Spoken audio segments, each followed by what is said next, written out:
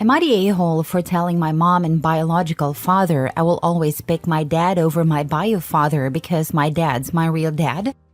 When I, 17 male, was 7 and my siblings were 9 and 10, we found out our mom was cheating on our dad.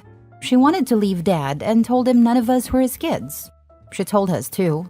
She said the guy she was leaving to be with was our real dad and that we should all be a family. Dad said we were his kids and that we'd do DNA tests, but it wouldn't change how he felt about us. My siblings got lucky. Dad was their biological father. But the other guy turned out to be mine, which really messed me up because I hated knowing I was connected to this random dude. Mom got what she wanted by having at least one of us be this guy's kid.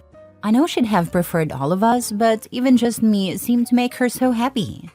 Dad was on my birth certificate and fought to have 50-50 custody of me, just like he had with my siblings. I think my siblings being biologically his worked in our favor with the judge deciding on this unusual custody battle and Dad sharing custody of all 3 of us.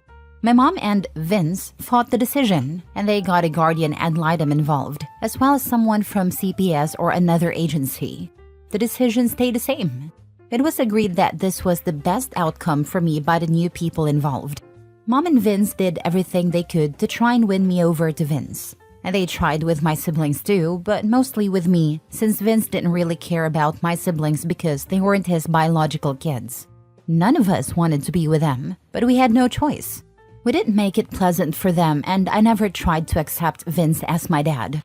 That was something Mom told me I should do, but I always replied that I already have a dad, and Vince would never be him. I never chose Vince over my dad, even though Vince has tried very hard to create our thing with me.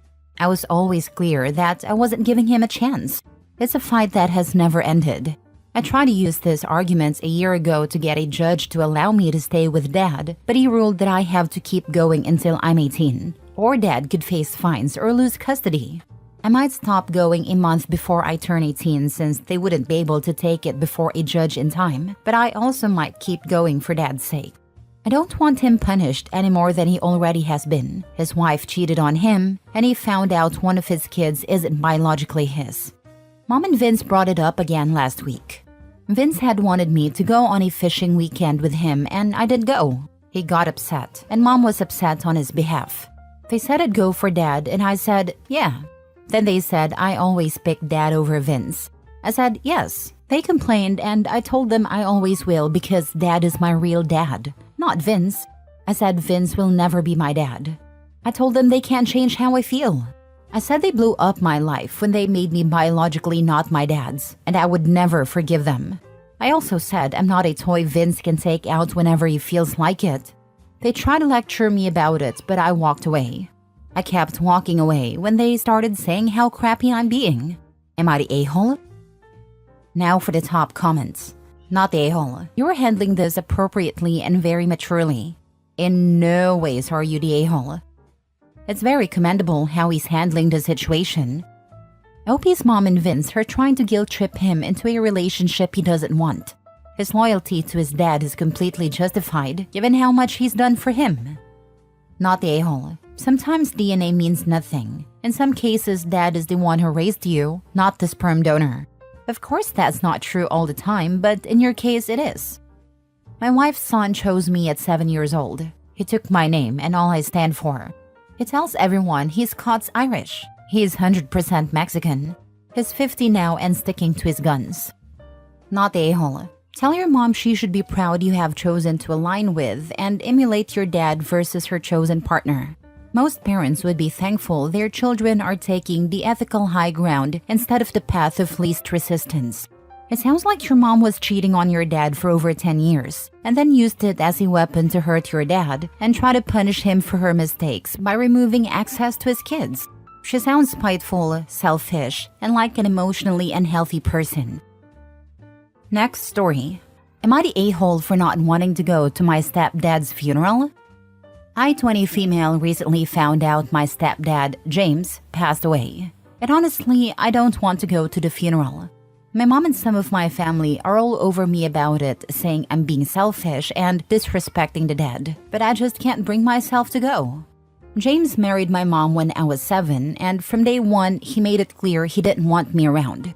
He would call me a burden and say I ruined his life by trapping my mom. I swear the man only saw me as a maid or free childcare. While my mom worked long shifts to keep the house running, James would sit around barking orders at me. I wasn't allowed to be a normal kid. No friends over, no hobbies, no school activities, because there was always something I had to clean or fix. And God forbid I didn't do it perfectly. He'd yell, call me lazy, and sometimes even throw things to prove a point. It got worse as I got older. By the time I was 15, I was cooking every meal, scrubbing the house top to bottom, and basically raising my little brother. My mom would just say things like, it's his way of showing love, or his trust. The day I turned 18, I left and didn't look back. I got my own place, worked my butt off, and started building a life for myself. I've barely spoken to James in 2 years, and honestly, I didn't plan to. But now that he's gone, everyone expects me to show up like nothing happened. My brother said I should suck it up because he's not worth causing drama in the family. But I can't. The thought of sitting there listening to people talk about what a good man he was, while knowing everything he put me through, makes me sick. I don't even know if I'd be able to keep my mouth shut. Still, now I'm starting to feel bad. Maybe I should go just for my mom? But at the same time, I feel like it's unfair that I have to pretend this guy didn't ruin my childhood. So, am I the a-hole? Not the a-hole. You have the freedom to choose what you believe is best for you. You're right, and that's what I'm going to choose no matter what anyone else says. Cut off the dead weight. Your mom hasn't supported you since you were 7 years old. You moved out and are doing good for yourself. Don't jeopardize all your hard work and mental health for people who haven't gave a damn about you since you were little. Not the a-hole. Funerals are for the living. The dead don't care. They're dead. If there is no benefit in attending it, don't attend it. There will be no benefit in attending only bad memories of my childhood. Not the a-hole. You owe your mother nothing. She's just as complicit for how you were treated. She knew that you had to do everything around the house, and she made excuses for her rotten husband. Time to make your excuses and not to go to the funeral. She never took my side and never protected me like a mother should do. Might be time to go low or no contact for a while. Best thing I ever did for myself. Maybe you're right about going no contact with the rest of them. Next story. Am I the a-hole for inviting my grandparents to see me get an award, but not my parents and step-parents? My parents divorced when I 16 male was 4. I don't know why or what their marriage was like. What I do know is that their divorce has been very competitive since they remarried other people. My dad has been married to Wendy since I was 6, and my mom has been married to Sam since I was 7. I have half siblings in both houses, 3 at my mom's and 2 at my dad's. There's also Sam's recently discovered son who's 18. Sam had no idea he existed until a couple of months ago. I love my parents. I don't always like them, but I do love them. I don't hate my step-parents. I don't feel the same way about them as I do about my parents, but I have friends with worse step-parents. Neither set, as in mom/stepdad or dad/stepmom, feels like my collective parents, and the 4 together definitely don't. My mom and dad are my parents, but sometimes I feel less like their kid and more like a pawn or something. I'm always asked what it's like at the other parent's house, even now. Questions like, do I have fun there? Do they do X? Does this happen?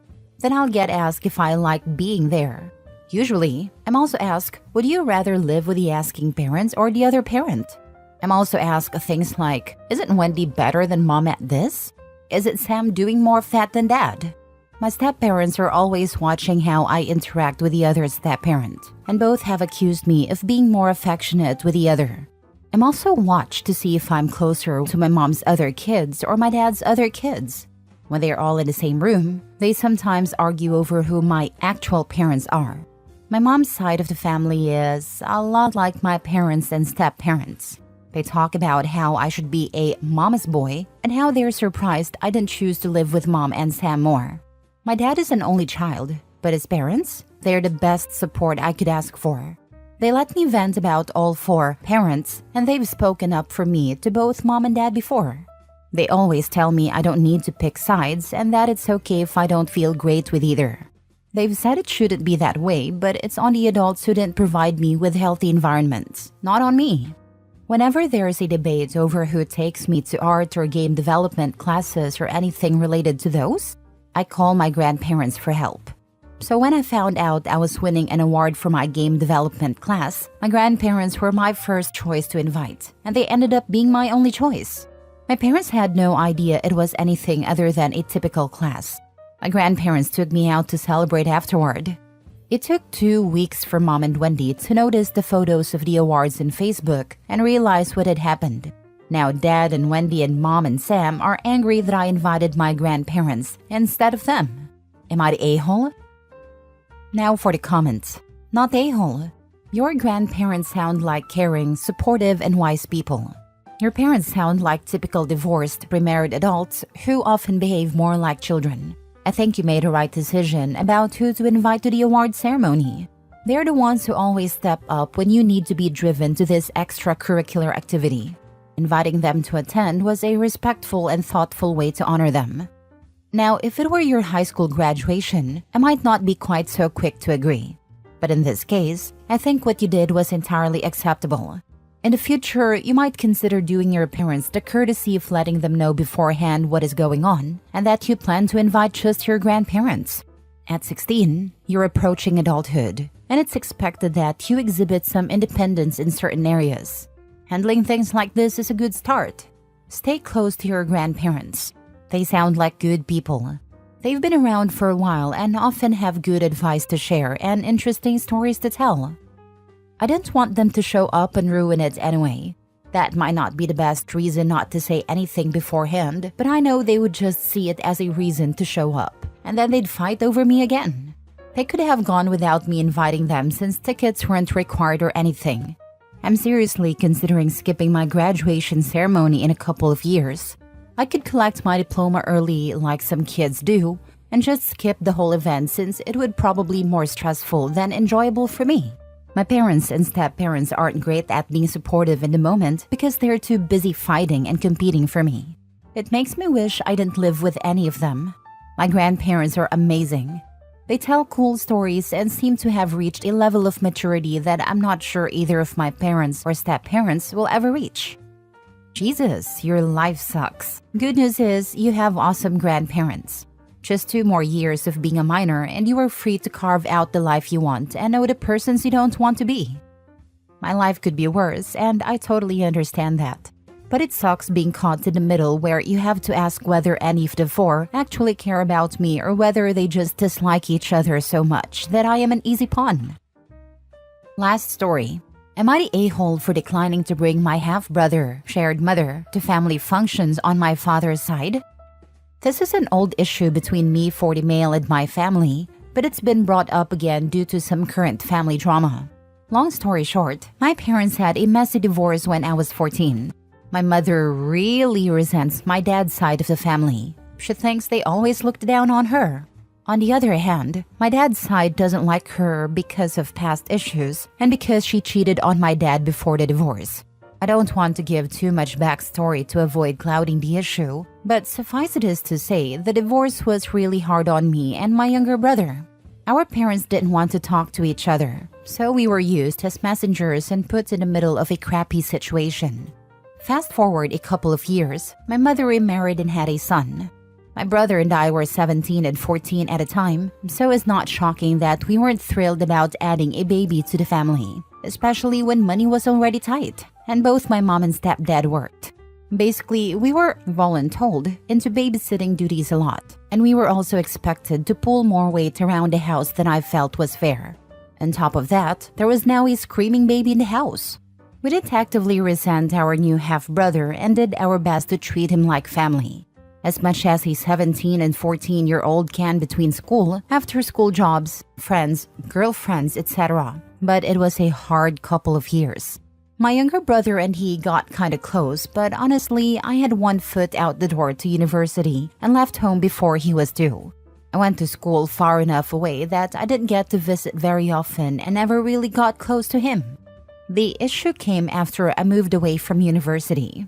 I'd come home to visit for the regular holidays and summers for the first couple of years. Then basically just sporadic visits once workload started to get serious. Every time I came home, I'd have maybe 3 to 4 days to visit both sides of the family. My mom's and dad's side, who both lived within a 30-minute driving radius in a small town.